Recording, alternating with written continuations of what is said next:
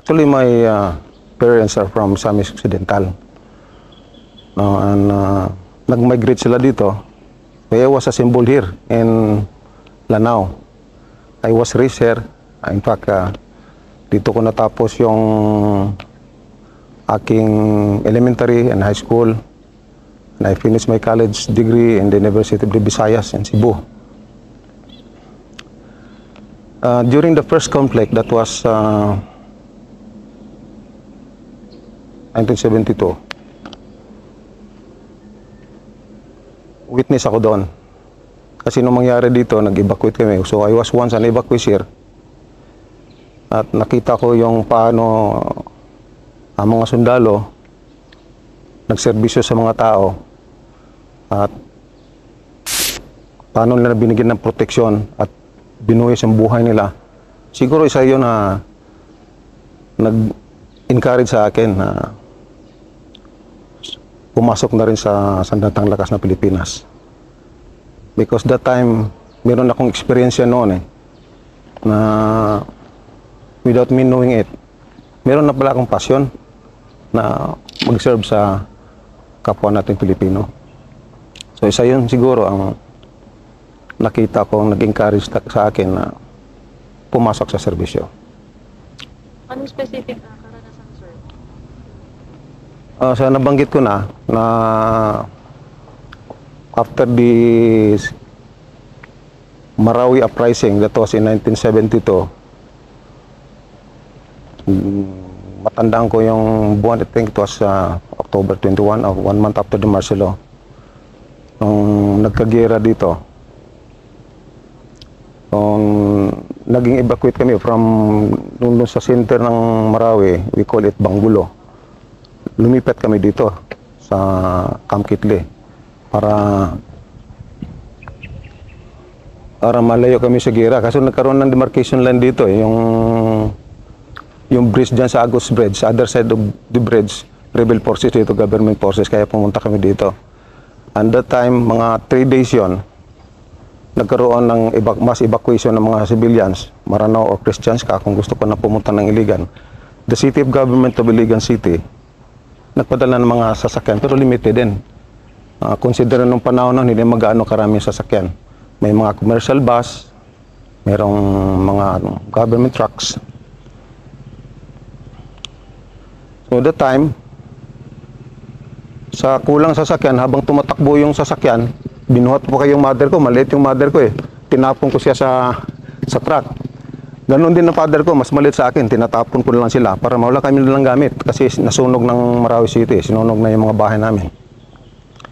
Ang hindi ko lang makalimutan, habang tumatakbo nang tinapon ko yung mother ko sa truck, sumisigaw siya sa akin, bakit hindi ka sumakay? Bakit nagpaiwan ka? Sabi ko, safe na kayo. Marami pa tayong tutulungan dito. Parang hindi ko naman sinasadya yun.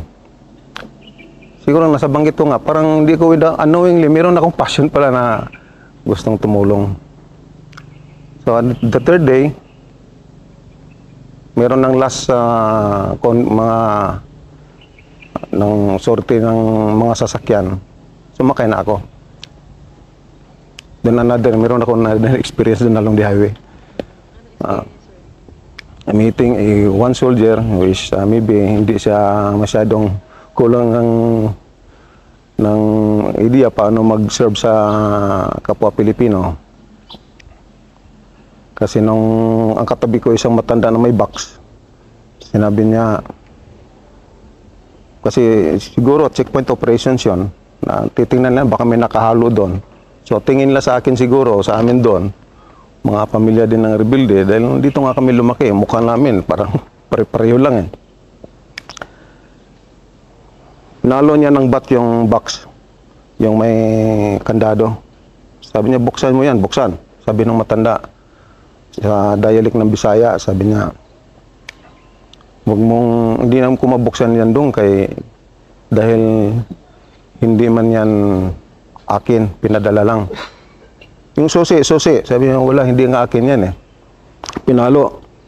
Sabi, nakialam na ako kasi katabi kong matanda, ako pa ang tumulong doon maghakot ng gamit niya. Sabi ko,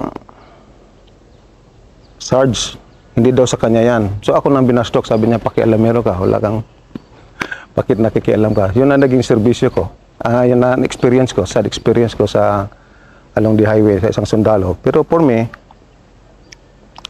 alam ko naman hindi lahat ganun eh. Yung isang sundalo na nagkakamali, kunti lang yan, mabibilang kumpara mo sa maraming mabubuti na nakita ko dito before we transfer to Iligan. And yung sundalo na yon, yung percentage niya does not represent the entire population of the armed forces.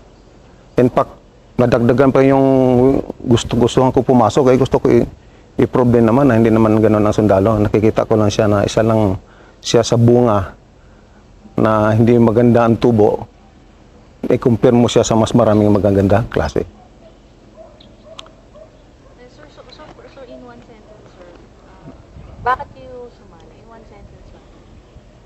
Bakit kayo pumunta sa sundalo? May sinabi kayo sa akin, ayaw ko lang i-fix, sir. Okay. Kasi gusto ko talagang maging sundalo. Nung nakatapos ako ng kurso, it was my dream already to become a lieutenant. Hindi ko lang alam kung paano pa noon pumasok.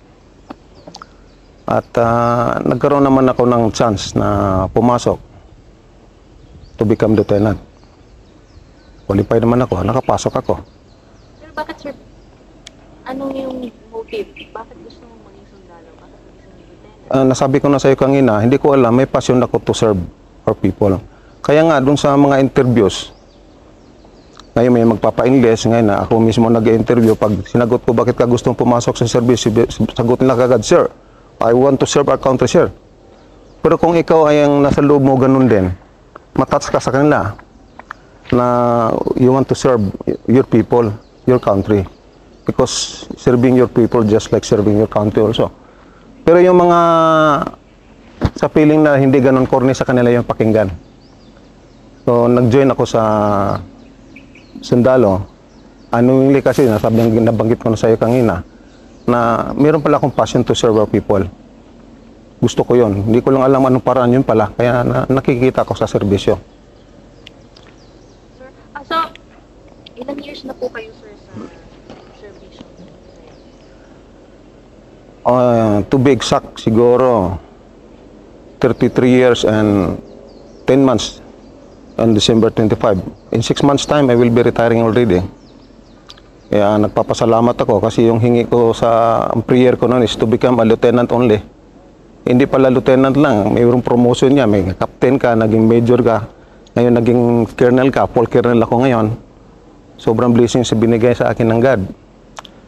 Kaya wala na akong hilingin pa sa kanya. The fact that I was given the chance to serve our people and country na walang gastos. Inastosan pati ng gobyerno. Malaking opportunity to yun para sa akin. It was already a big privilege for me. Wala na akong hilingin pa kasi kung hingin pa ako ng iba pa, baka babawiin naman yung binigay sa akin. Kaya sobrang-sobra nagpapasalamat ako. Nakarating ako hanggang ngayon na nabigyan pa kanya ng katulad ng buhay ko. Na hanggang ngayon magre-retire ako, andito pa rin ako. Sir, sa tingin niyo, all those years, have you served enough? Of course, I will serve the army. And my record will speak for me. Mahirap isa-isahin yun. Pero to mention some of that is, hindi ko makalimutan when I was battalion commander here in Lanao in year 2000 during the all-out war sa Lanao. My battalion, dala-dala ko is 30th IB, was able to produce almost 500 high-powered firearms. That is one of my small contribution to our internal security operations here. Not to include other accomplishments like other operations and peace building. So ngayon, I am very proud na meron akong kunting contribution sa panahon ko. Lalo na ngayon, meron akong anak na naging sundalo. Pwede kong ikwento sa kanya na taas noo. I'm very proud to tell her na ako naging ganito noon. Sir, may mga natutunan ba kayo? May mga personal learnings ba kayo through those years? Marami. Kasi sa serbisyo natin sabi nga nila, jack of all trade tayo dito. kung anong, kahit hindi mo specialty yun, binibigay sa iyong trabaho, nagagampanan mo. Kaya jack of all trade tayo mga pag nasa sa loob tayo. Dami mong natutunan dito, like management of time and resources. Paano mo i-manage yung serbisyo mo na hindi naapektuhan yung pamilya mo? You have to balance it. And I am happy to inform you na I was successful of doing that. Hindi lang management ng resources, you will be given the chance to lead people. Lalo na nung second lieutenant ka, yun ang medyo mas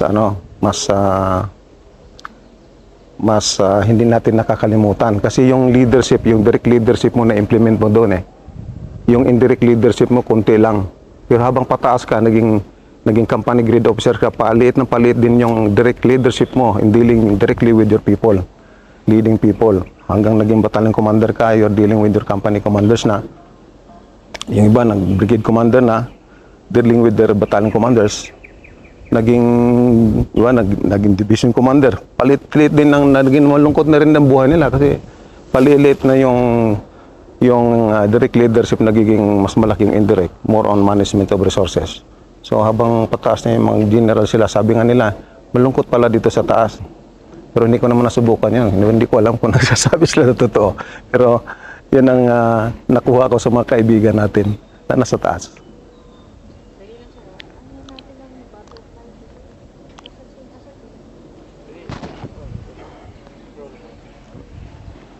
Sir, ngayon na, you're about to retire na. Ano yung mga plans nila? Ano, sir, yung mga plans mo? Kasi parang may passion ka to serve. Will you still be serving after your retire? If given the chance, why not? Maybe by joining civic organizations to continue my passion and serving the people, or people that we choose to serve. May mga option din tayo after our retirement. So, sir, napansin ko, sir, na napapasalamat ka sa Panginoon. Oo. Mahalaga ba yun sa pag-serve na parang may ka? Napakahalaga nun. Yung pagpaniwala sa Diyos, napakahalaga nun. In fact, even yung naging company commander pa lang ko, hanggang naging battalion commander ako, I used to remind my soldiers to always put love of God in your heart. Because if you have love of God in your heart will be strong and your spirit will be fortified. And if your heart and spirit are strong, only then all the things that you do in your daily activities in this world will be in order. Because kung nandyan, that will always make you upright. Na sinasabi natin sa mga sundalo, sa atin kasi nakapon nabanggit mo rin sa akin yung tungkol sa mga sundalo natin, kung anong pagkakaiba. Most discipline ng mga sundalo natin, more educated. And I think na dito sa area namin, ito lang, I can only speak for the 103rd Brigade, being the Deputy Brigade Commander. Motivated ng mga soldiers namin dito to accomplish their mission, to do their job. And every time we visit them, we always remind them that we should memorize our mission by heart to protect as protector of our people and to secure our sovereignty of the state and, of course, secure the integrity of the national territory, and always remind them of what our leaders have taught us, that winning the hearts and minds of our people is more important than winning over the enemy in the battlefield. At yung pagsusundalo natin, hindi basta-basta, because as a soldier, you must be a model of no less than a model of the Filipino people, model in discipline, this model and uprightness, patriotism. Nandun lahat yun eh.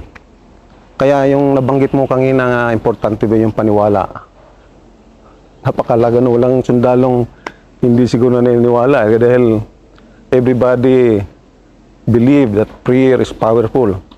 Kung ano man ang religion mo, mag-Kristiyano ka man o maging Muslim, Kaya palagi kami dito, meron kami mga schedules dito para sa spiritual sign ng mga sundalo natin. In fact, the brigade commander is also planning to put up. Yung plan is in place na. Yung magdodonate ng mosque, meron na. We'll be putting up a church for our Muslim soldiers inside camp.